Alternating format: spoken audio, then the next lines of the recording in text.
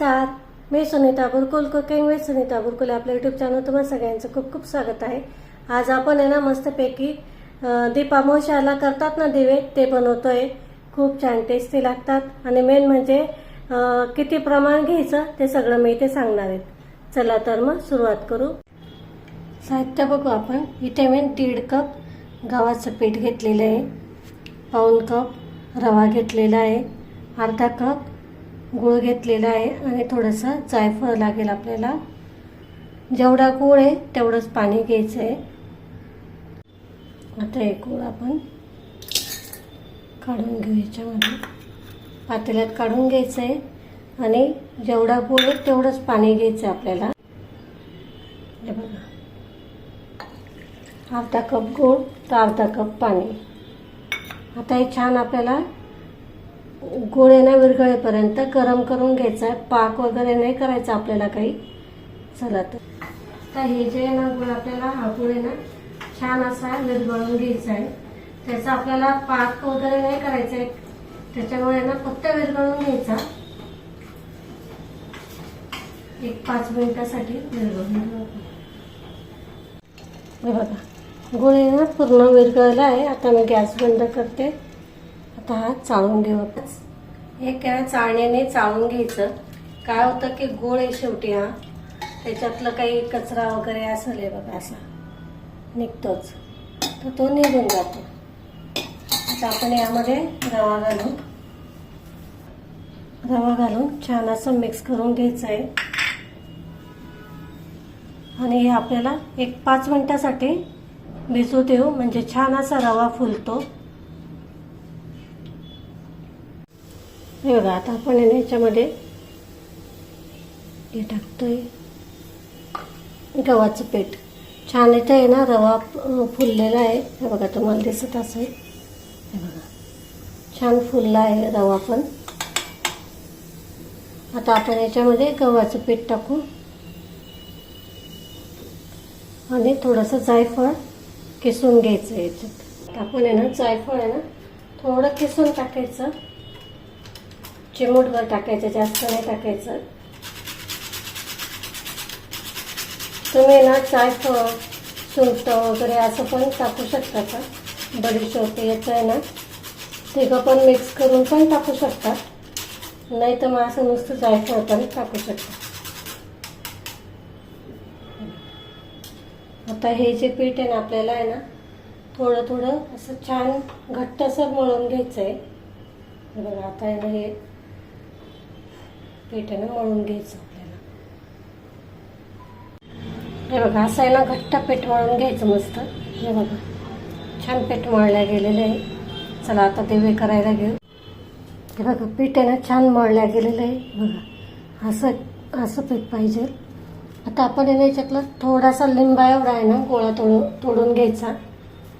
बघा असं तोडून घ्यायचा आणि ना छान असा चोळून घ्यायचा।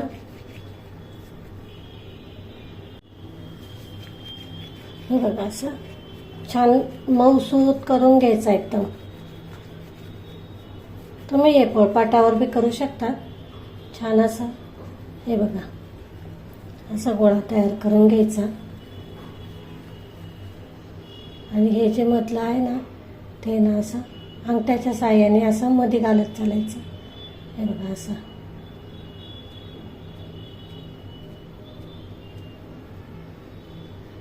हे बघा असं आहे ना, हे जे वरचं आहेत ना हे थोडं असं पातळ करत चालायचं। बघा असं असे छान असे दिवे तयार होतात मग मस्त।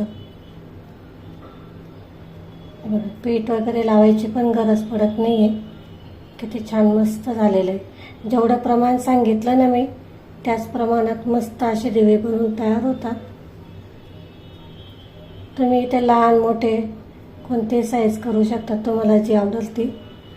मी मीडियम करते, जास्त मोठे पण नको जास्त छोटेही नको। आणि आता हे जे आहेत ना हे बघा हे असं दाबायचं। हे बघा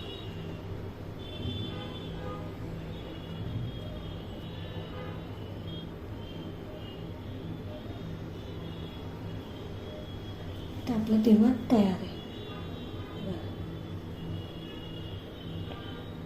मी आता असेच करून घेते सगळे. हे बघा इथे मस्त छान असे आपले दिवे बनवून तयार झाले. आता इथे मी ना पाणी ठेवलेले कढईमध्ये आणि रिंग ठेवलेली आहे. बघा अशी रिंग ठेवलेली, पाण्याला छान उकळी आलेली आहे. आता हे जे दिवे आहेत ना हे आपल्याला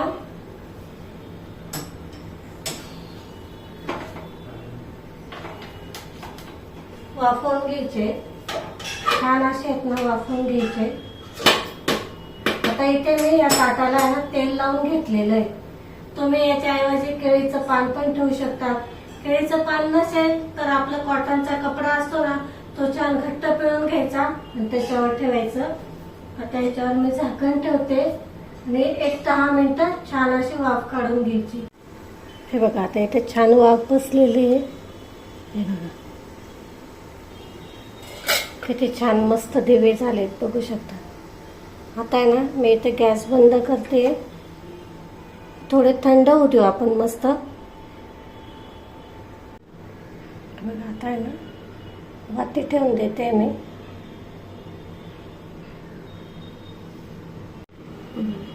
सगळ्या वाती ठेवून घेतल्या. आता याच्यामध्ये तुम्हाला तूप तेल काय टाकायचं ते तुम्ही टाकू शकता तुमच्या आवडीनुसार. बघा आता मी ना तुपाचे दिवे लावते नेहमी, त्यामुळे ना मी तुपाचा वापर करते. तुम्ही कशाचे लावत असेल ते तुम्ही वापरू शकता. कोणी कोणी तुपाचं लावतात, कोणी तेलाचे लावतात. तुम्ही जे लावत असेल ते टाकून घ्यायचे.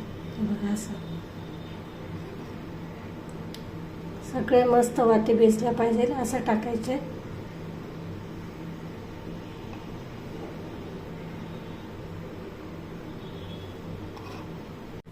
हे बघा सगळ्या याच्यात मी तूप टाकून घेतलेलं आहे. आता छान प्रज्वलित करून घेऊ.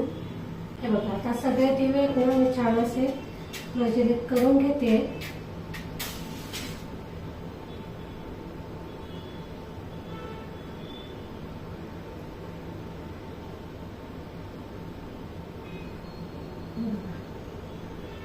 हे जे दिवे आहेत ना हे झाले का विजले काय दिवे खातात बरं का, नैवेद्य म्हणून देतात. हे आता आमच्याकडे देतात, तुमच्याकडे माहित नाही मला, देतात की नाही देत. असे सगळे दिवे मी आता लावून घेते.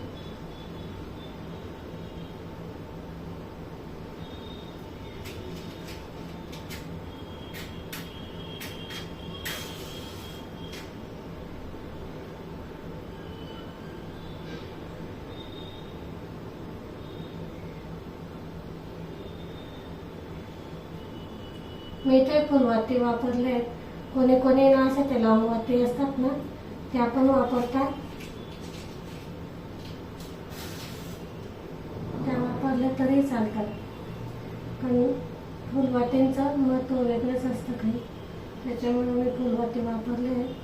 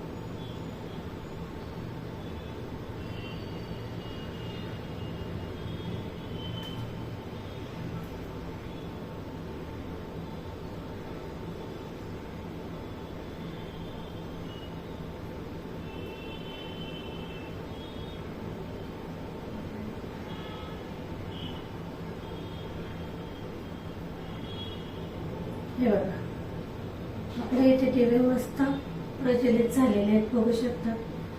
खूप छान टेस्टी पण लागतात हे खायला. चला तर मग आता देवाजवळ नेऊ. हे बघा, मस्त छान येते दिवे झालेले ते आपले. बघा इथे छान असे आपले दिवे बनवून तयार झालेले ते. हे बघा, छान दिवे तयार झालेले बघू शकतात.